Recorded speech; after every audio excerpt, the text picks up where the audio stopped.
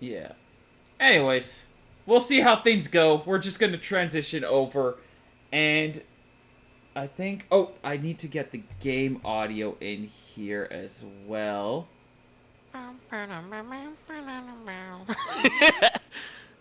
Yeah, you do all the sound effects for me while I fix things up.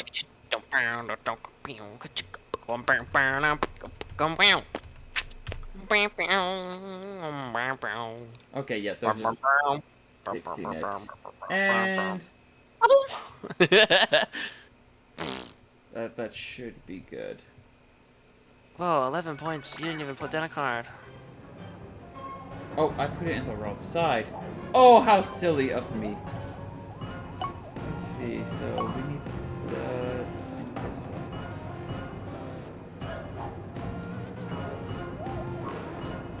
So if we do this... Oh, they got it. Yeah. There, that should fix that. Wait, what? I guess they're playing on Main Street. Oh, we'll settle with Main Street for now. It's Lucky a nice... says the game was a little loud. Yeah, I'm fixing that right now. Okay. Let's bring that to about there. I guess neither have river drift. Okay, this is definitely a one that I'm not familiar with then, which is... This will be fun to see how these two play. Oh, you mean one as in the person? Yeah. Little one. Little one. DJ Octavio as an opener card. Not something you see incredibly often anymore, but it is Baby Jelly Cup, and experimentation will happen. It's a pretty, like, looking at a C minus's opening hand here, it is a pretty strong one. Octavio, heavy splat lane for a lot of reach, and then we already have the splatter color screen. I know people typically don't like to use splatter color screen unless it's their final card, like on one of the last turns with their specials, but it is actually a surprisingly effective early card tool because of just the way it's designed. It has so much reach, so much coverage, that if you feel like you have to, you are going to be able to make things work pretty well with it as one of your earlier plays. That said, you typically still don't want to do that, but you absolutely can. C minus gonna try to block things out, but the Dynamo Roller punching through. C minus is in a very tricky situation here, with their base being, with one's base being completely blocked off from them, but one being able to access C minus's base. They're going to have to work extra hard to be able to sort this out. I think that's a good block. It is still possible for the little one to be able to get inside, but for the most part, I think C minus has successfully defended their base, which is not going to help them too much at this point because so much damage has been done. But that's a good spot. There's still a lot that can be done with this space. We have a little Jud for a guaranteed special. We've got that one that was just granted. The small fry should be able to find somewhere to... Oh, there's a spot at the very least to guarantee a special with 2 different options to guarantee at least 1 special off of the small fry. Then, if they wanted to, C minus could attack and get back at them in their base using the splatter color screen if they wanted to use it early. Which I think they might need to do at this point because of C minus running out of room and being at kind of a disadvantage here. Yeah, it is quite the tricky place that C minus is in right now, so I imagine they would want to try to make a more aggressive push. But well, now they're running out of space to attack little one's base in. So, kind of a rough situation. Looking at the score, though, we say rough situation, but Little One just passed. C minus has one less special, but has 2 points lead.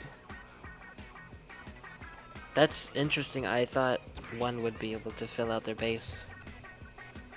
I mean, that's the trick with a lot of more novice decks too, is they're not as efficiently designed. It's not always going to be a situation where they're going to be able to confidently fit everything in exquisitely and perfectly. There's still a lot of learning and figuring out. So these kind of situations aren't nearly as scary.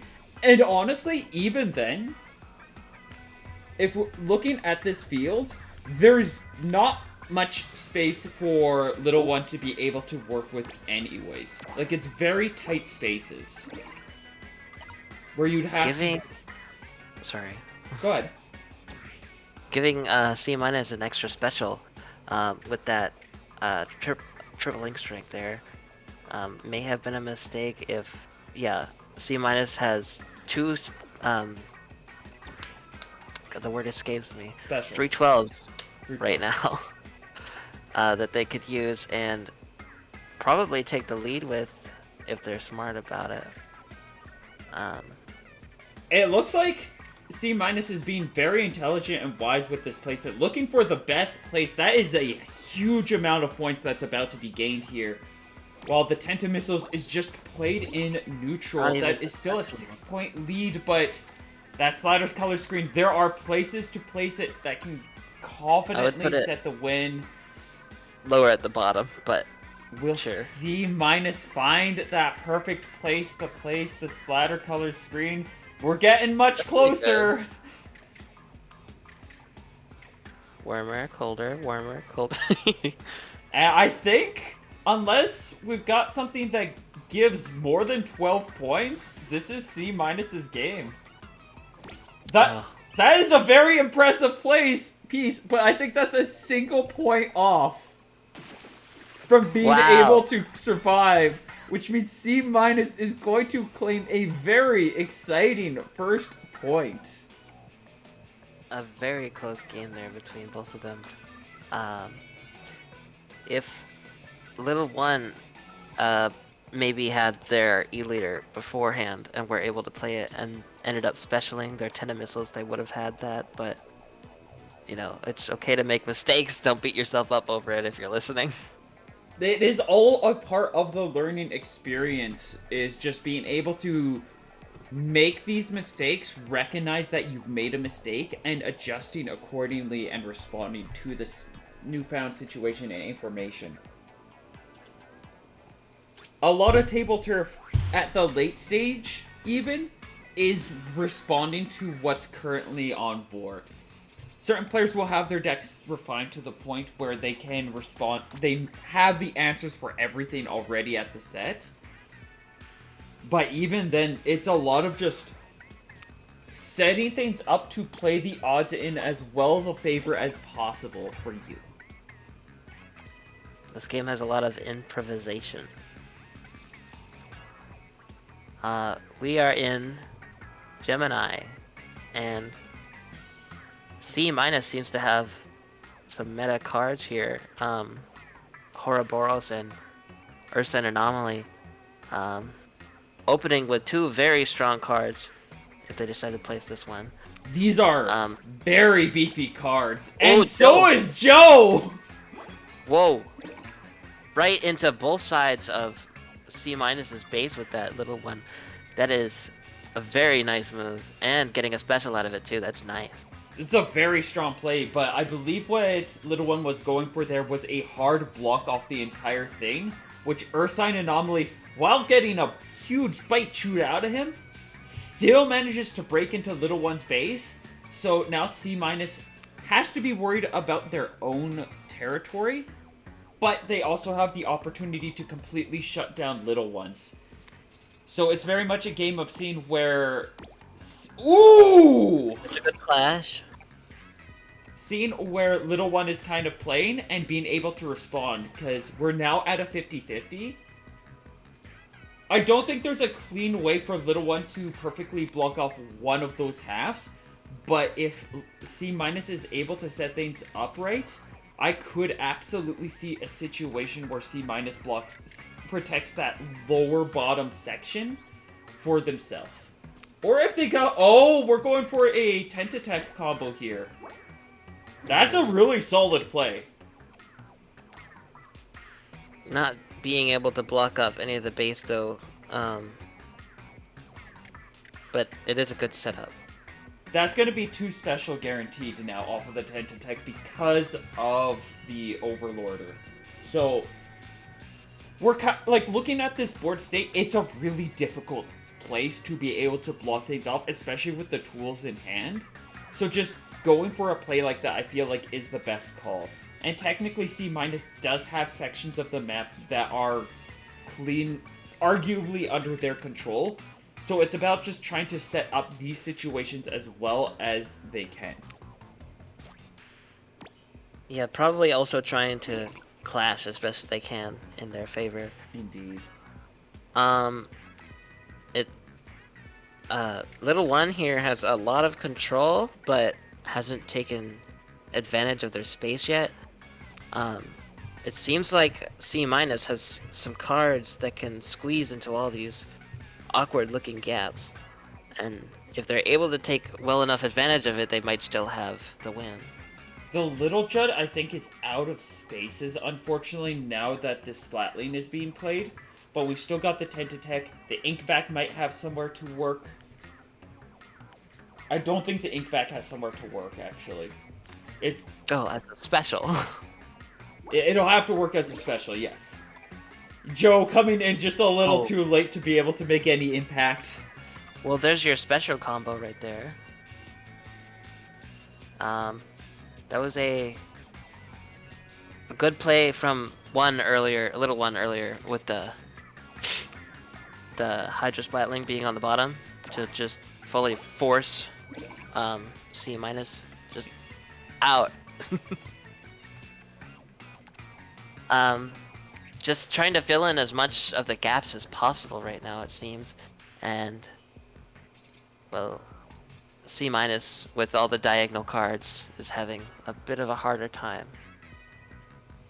But they do have a special lead, and maybe they can... I just dropped my water. They can extend that into a victory because they're not that far behind. There is... 9 points might seem like a lot, but with a 312, it's really not. There is an Inkback position that will be able to claim a lot of points from C- and grant a special. So it's very on C- to be able to spot that. We've also got a guaranteed special spot for the Cohawk, so I think the next few turns are actually set that if C- plays this perfect, or maybe not perfectly, but sees the line here, there is an out. It looks like a very difficult battle. There is a clean out for C- to get the next special here. That sets it up to 4. 3 would be the Inkback. 2 would be a pass, and then 1 is the splatter screen. Or you do a pass on the next turn.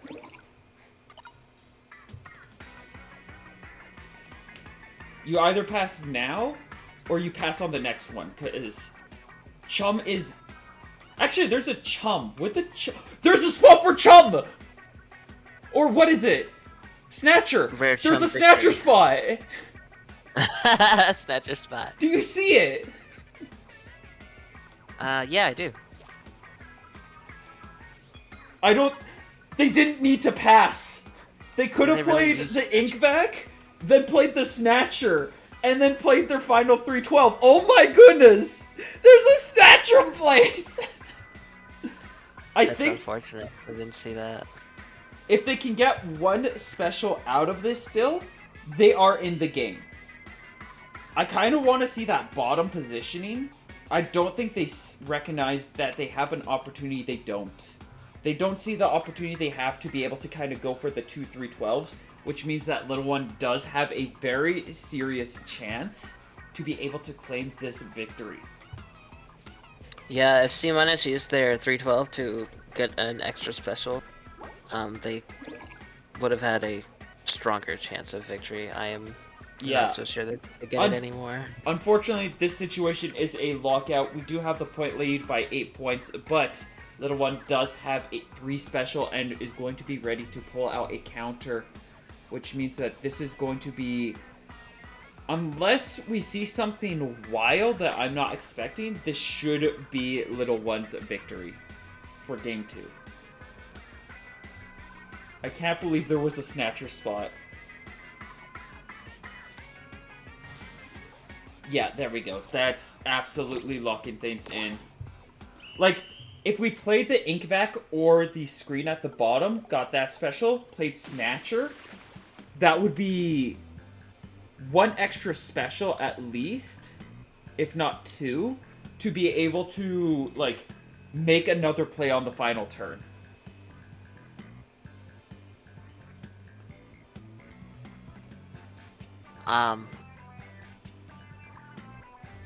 Sorry, I was spacing out a little bit here. Also, The next match, is this is best of 5, right? Or we're best of 3? doing best of 5s. I want to take a Okay. moment. So, we're calling the small one Ooh, X little marks. one, right? Yes. C minus. That's C bass. Wait, no, that's C plus. Never mind. Joke doesn't work. Huh? You get it? The Animal Crossing? Oh, yeah, it's at least a C plus. Ah. So, but he got Oh, that. opening with Ursa and Anomaly. Instead of the usual Dynamoment, I think they're trying to have a thought about this. Should I open with Ursa and Anomaly, or should I open with Dynamoment?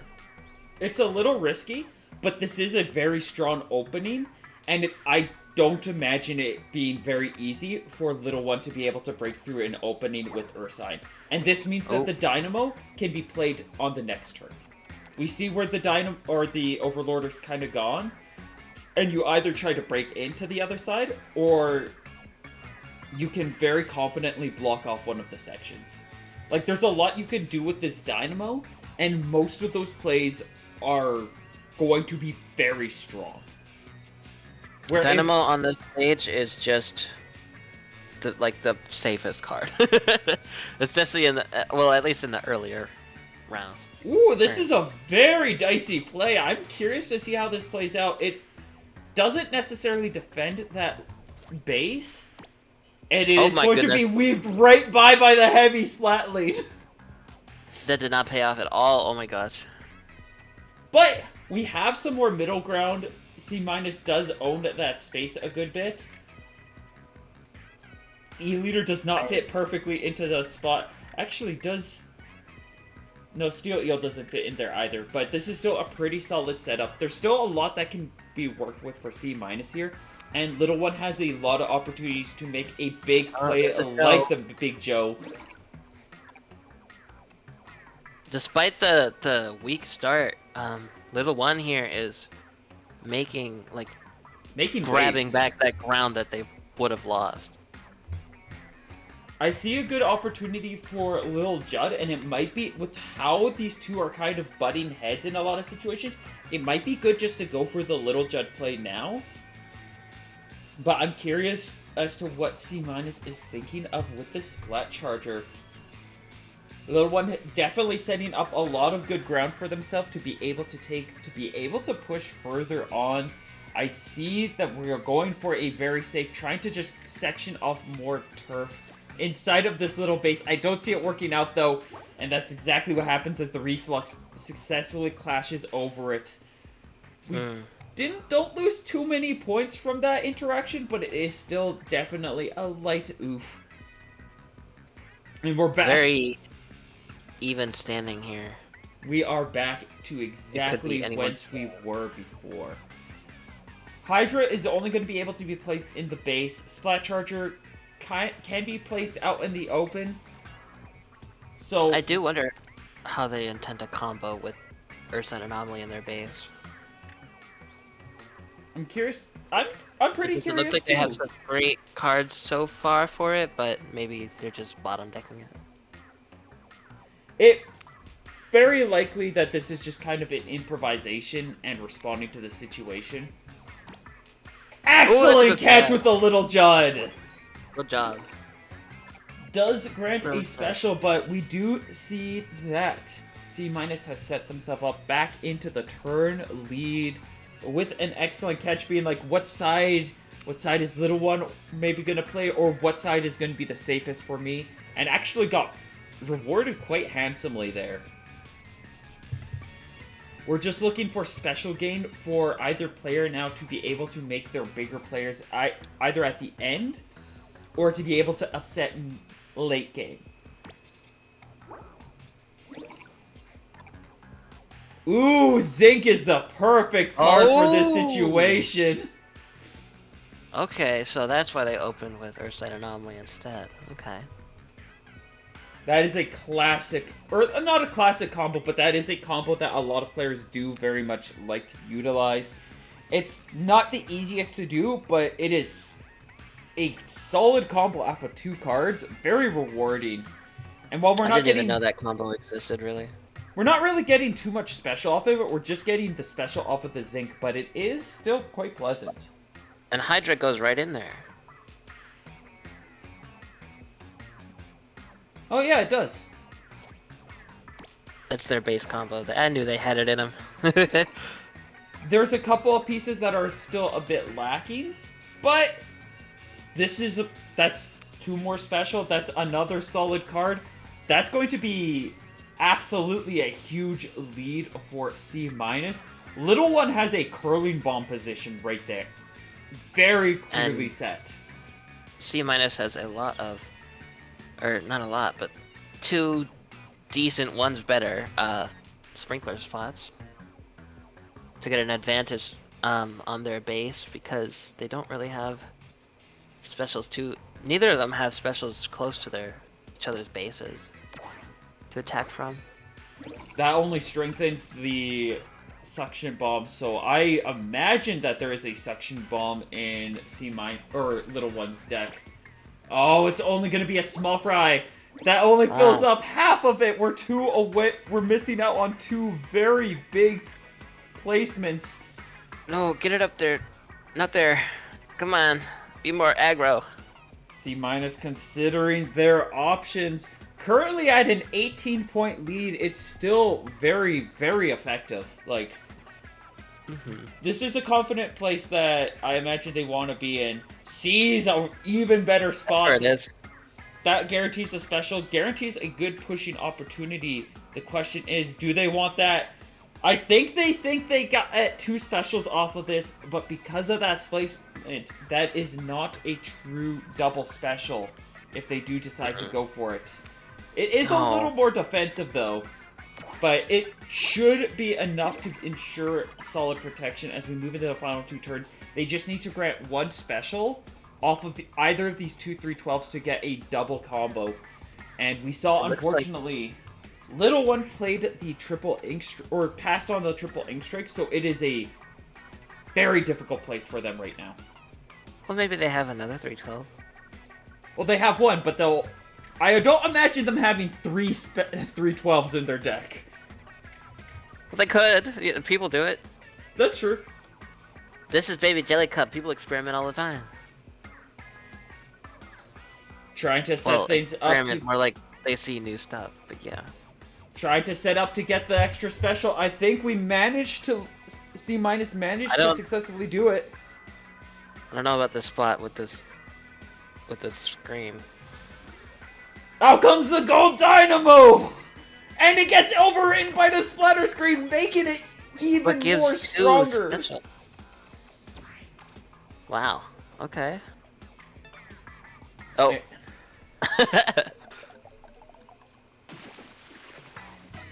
So it's kind of sudden when you see that.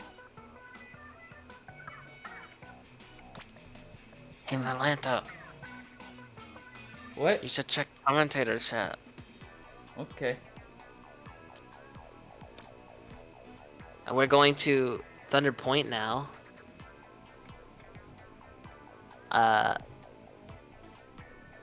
C- just needs 1 more win to take the set here.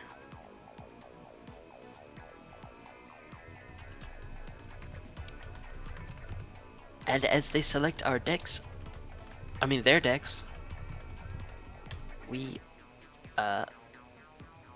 should have a nice sip of hot cocoa, hot coffee. As we are going to be moving to the next stage, Thunder Point. I unplugged my mic. Oops. I heard that.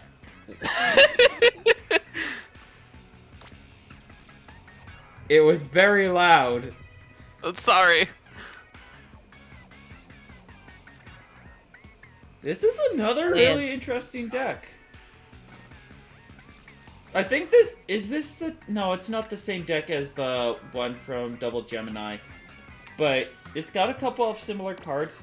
Shelly and Donnie is really good in Thunder Point.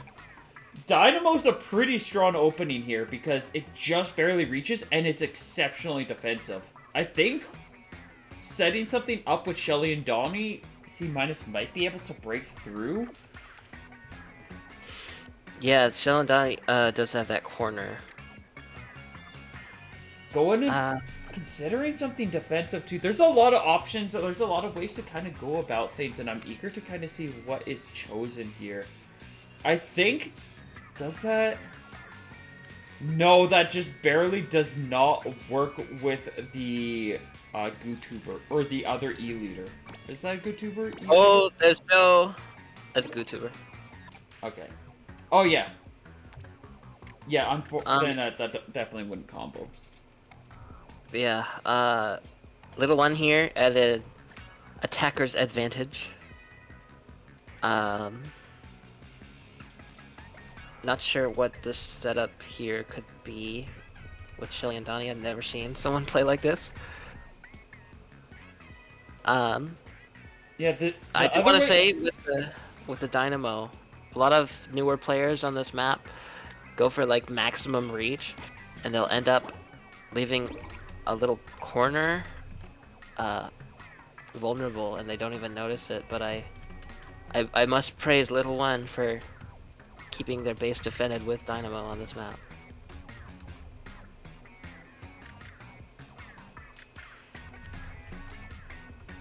GooTuber on the bottom here.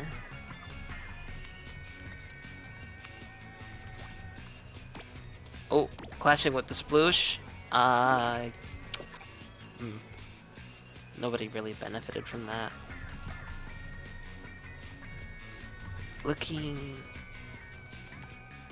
Looks like they're gonna go for a little Judd and probably get a self combo off of it. I don't see why they wouldn't. Oh, okay. Maybe they're trying to go for a small fry combo instead. And that's just what they do. That's a clean fit. It's not very impactful on the board, unfortunately, and C- really needs something to contribute to the board state, but looking at the current hand, there's not really anything that can do that either, so it's either pass or play the small fry, which is not a good place to be. We got one special, need one more to play the splatter screen, and from there, C- would be able to break into Little One's base. Is this a Cali GooTuber combo we're seeing? We might be. Cali should use GooTuber just because of Tableturf. Ooh, C- isn't confident in trying to make the push. Granted, wouldn't have anything to play in there anyways. This is a spot for Stamp. Kind of a perfect spot for Stamp. There is indeed a perfect spot for Stamp. Doesn't grant any special, but it is hilariously comfortable. Yeah. It's really funny how comfortable it fits there. Probably, because you'd probably want to use 2 312s at this disadvantageous of a state. You know, for the people, Godzilla. Do it, Godzilla. Make the people happy. What's that mean? It's a reference to, there's a comic where Godzilla is destroying, like, buildings, and the characters are like, do it, Godzilla, destroy the capital... I don't remember what it's called, but it's some capitalism building. And they're like, make the people happy.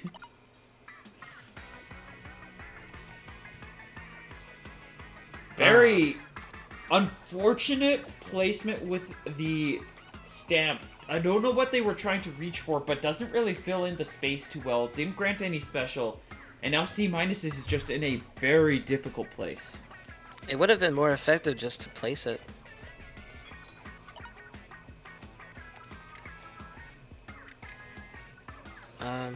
Getting just one special here. And then they'll only be able to use splatter color screen, and I think this is little one's game. This little one. Yeah, the 10 missiles definitely locking things in, punishing the Ultra Stamp harshly. And now we've got a 38-point lead. There is absolutely nothing C- can do in this situation. That's one of the big risks of specialing early. It's getting overwritten.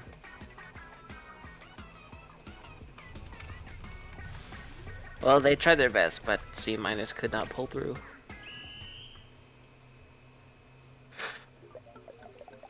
That is part of the experience, though. It's learning how to respond to these situations, doing the best you can with your cards, learning what's going on, making mistakes, and piecing things together so that you can continue to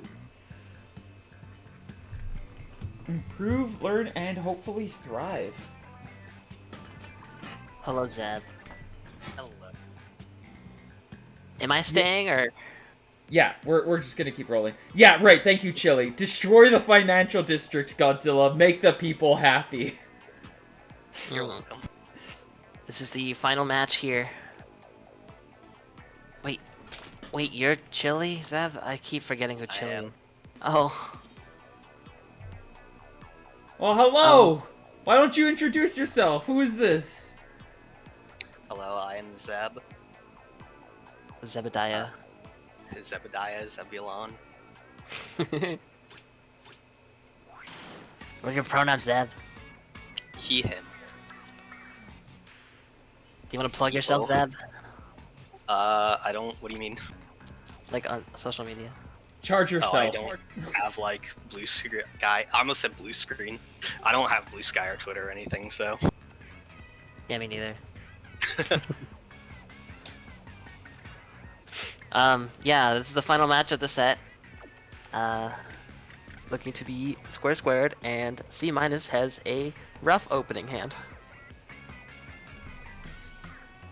The best they have is Steel Eel, and they have so many big cards they could have gotten. That's really unfortunate.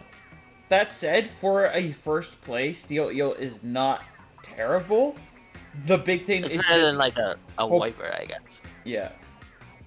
Just top decking, hoping to top deck a few more. Top decking a bit more impactful cards like Shiver, and all of a sudden, that's a very neutral play with the Shiver. Quickly wanting to go for that combo, the special combo that's likely trying to be set up here.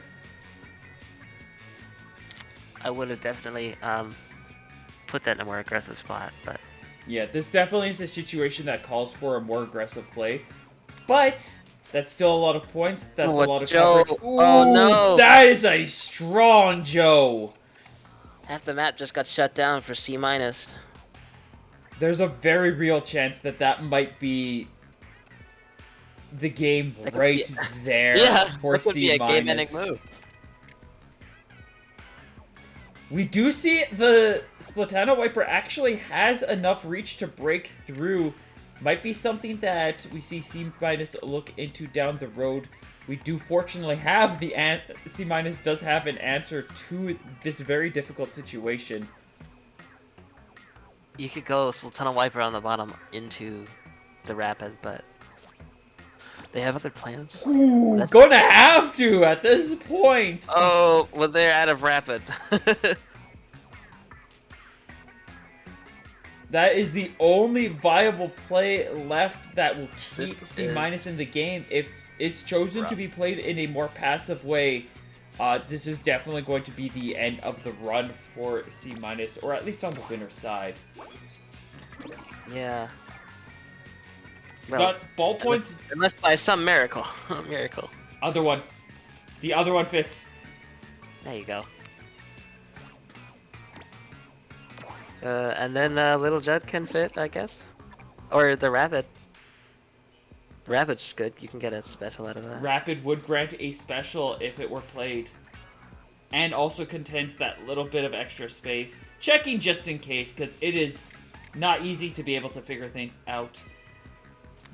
That is actually not an awful play either, because that is space that Oh no! could be contested, but ultimately going to be punished and lose that Rapid Blaster with 3 points on the lead. C- is now completely spent on a space. And all the big cards are finally coming. Oh. That's a real shame.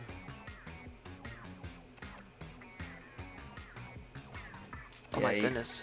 Is that a torpedo spot? That is a torpedo spot. A pretty effective one.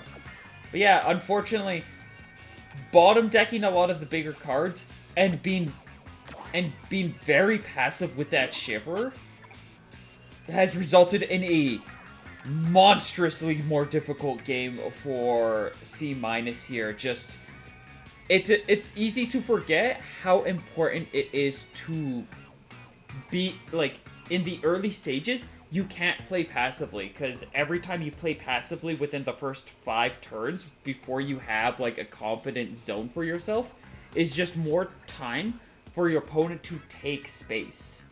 And that's very much what we've seen as a result of this game. Little One has the point lead by 17 points, has a massive special lead right now. So there's there's nothing C- can arguably do to bring things back in this situation. This is just Little One's game to win at this point.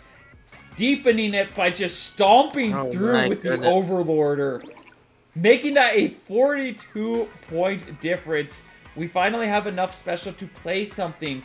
And if played now, C- would actually be able to reach into Little One's base with the Ultra Stamp and possibly have some things to play with, like Little Judd would actually be able to cover some space up.